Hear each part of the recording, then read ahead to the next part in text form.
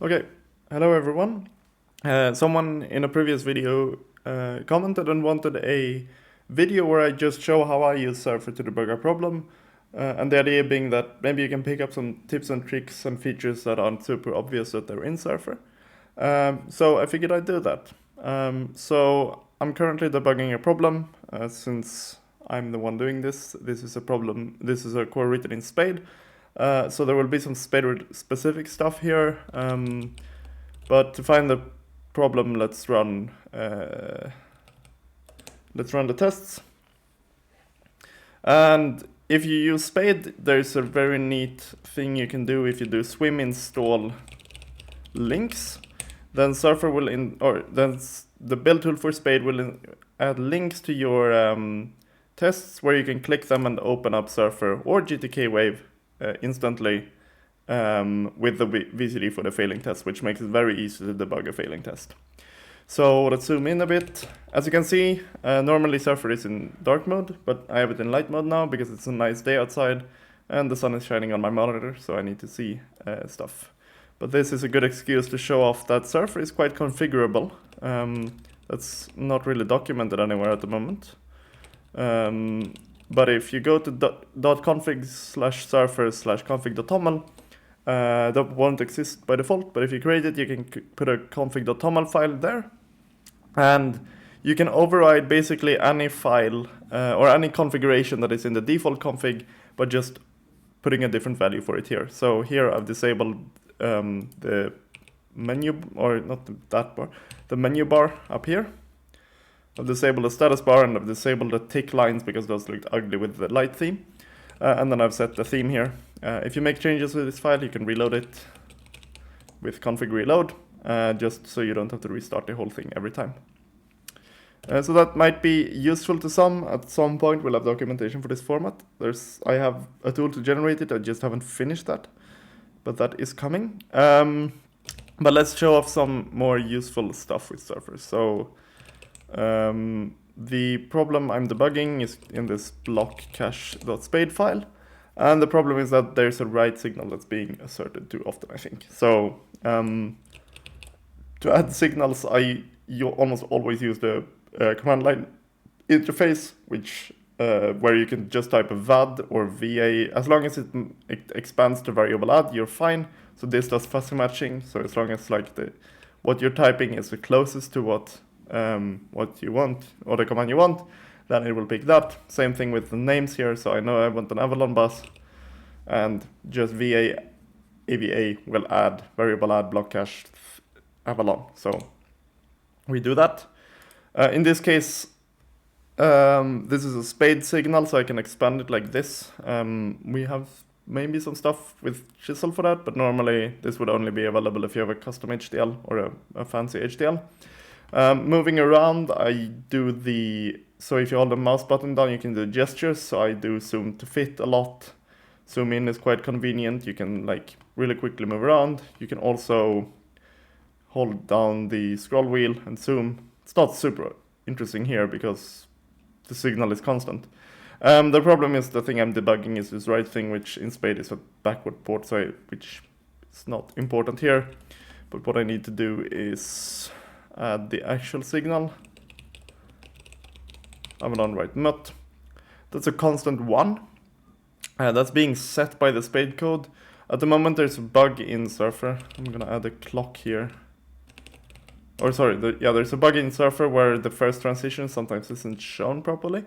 So that's why I zoomed in here to just check that I'm not missing a 0 for a while there. Zooming out again, we can see that this Avalon write mut is always 1. It shouldn't be. Avalon write mut is being set by the block cache. And the Avalon bus is given to the DRAM writer. The DRAM writer sets the control signals. Oh, that's a blatant problem now that I look at it. State idle. We don't care what the parameters are, and false. Right block. I'm gonna do this actually. Copy that, paste that. We only want to write when we actually want to write. So we rerun the tests. Oops. I don't know the syntax of my own language apparently. Should be a $sign there. And it's rerunning the tests.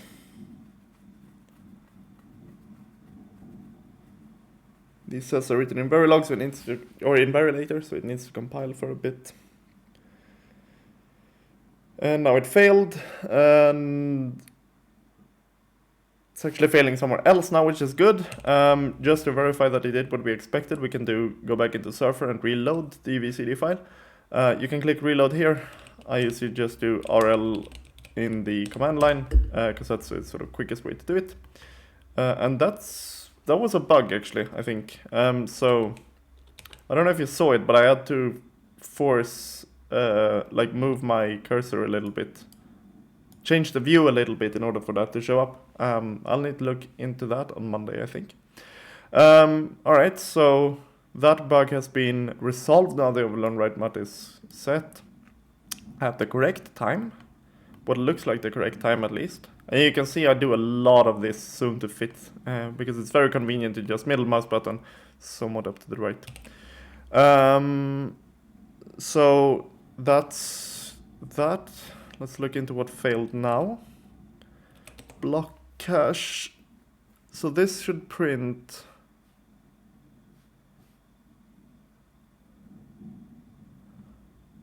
What am I doing here? I'm writing the. Oh, I'm just writing I. Yeah, that's not gonna be very helpful. This is what I actually want to write. This will not actually change anything in the VCD. Oh, God damn it. I think I can do this to dereference a null. Actually I should do if avalon.content not the biggest fan of C++, that's for sure. As value, do that. Assert false the std format. I think I need to put parentheses here because again C++, and content at plus not written. And we'll do I there. Semicolon, yes. And then here I can do the value. Swim test again. Oh, I don't want to run all the tests, just the thing I'm actually trying. Wait for the compilation. Now I can see that while stuff gets written, it's all zeros. So let's dive into this again. We can first check that what I'm actually writing is what I expect. So vad, again, command line. This is also a trick I can show off if you have a lot of signals that you want to like, if you want to do this fuzzy expansion, but there's too many signals in your design, so you can't match the thing, but you know that you want to have signals in a specific block, you can select that block here. And then you can do variable add from scope, and then it will only do the variables in the scope you've selected. And you can also do scope select, so block cache 0 bram 0, for example, to jump there. If you, for some reason, want to add all the signals from a single scope into the design, you can do scad dp bram 0. That's not actually something I want in this case, so I'll undo whatever I did, but that's useful to know, I think. Okay, so the problem that I was having was that the stuff that gets written, it isn't what I want to write, and that's problematic. So let's see what the test bench is actually sending. So it should be sending zeros and 1 interchangeably. And let's do write, and here we can see, yeah, so I think this looks about right. I'm actually gonna, you can close the scope view with B, which gives you a bit more space to look around, which is especially nice for now when I have zoom. So I think this looks about right. We can expand this to see what the actual value is. I'll do format unsigned. So I write 0, 1, 0, 1, 0, 1, 0, 1, 0, 1, a bunch of zeros. Here it's doing the same thing. Oh yeah, so it's writing in the X direction, which is what I expect. But it's not writing a bunch of ones. Actually, where was the test failing? So the test is failing on line 155. It's failing in the first one, where it is expecting every second value to be 1, but it's actually all zeros. So that's a bit odd.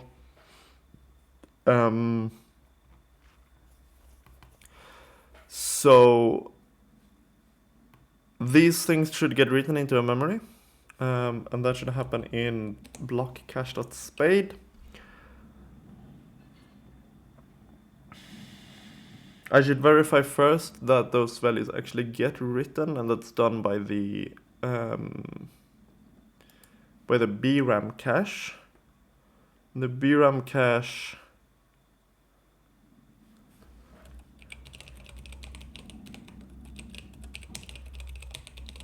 right. Port 0. Okay, so that was a value that's a bug in the spade integration, I think. So vad.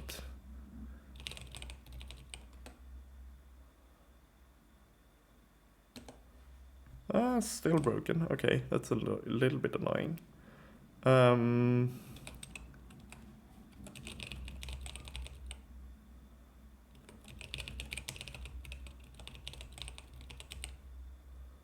I want this one. So you can go up and down with the arrow keys.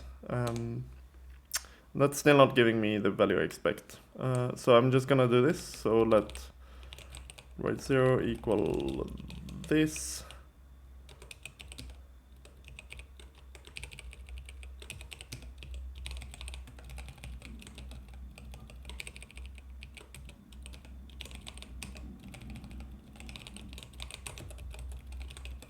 Can do current buffer is constantly 0.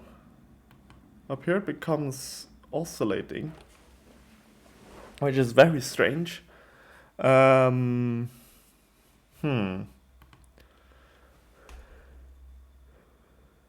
is it oscillating? So current buffer should, number written should get reset to 0 if, what is num written?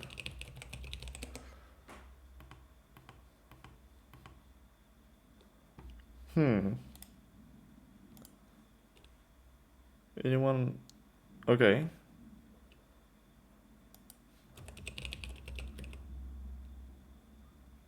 That's the value. Going back to hexadecimal here.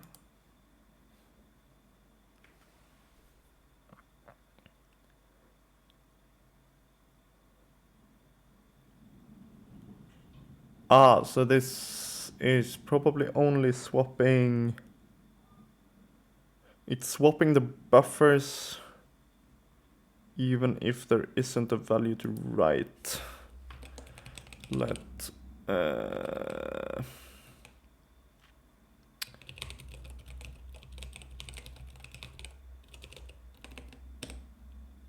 no, sorry.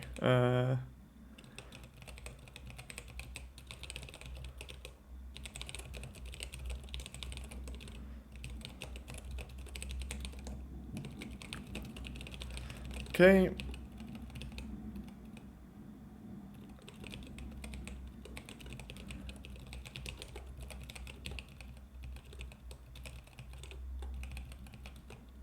Let's balance my parentheses here. Too many. There we go. Swim test block cache.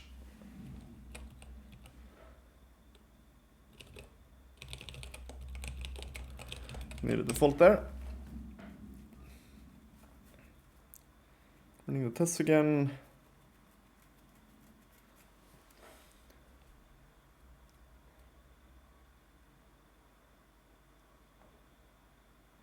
And it's failing. Oops. I reloaded the config instead of the value. This is still failing. But at this point, I think I'm more into debugging my own thing than I am talking about Surfer. Hopefully this video shows off some stuff that Surfer can do that you didn't know about. And let me know if you have anything else you want me to show off. Thank you.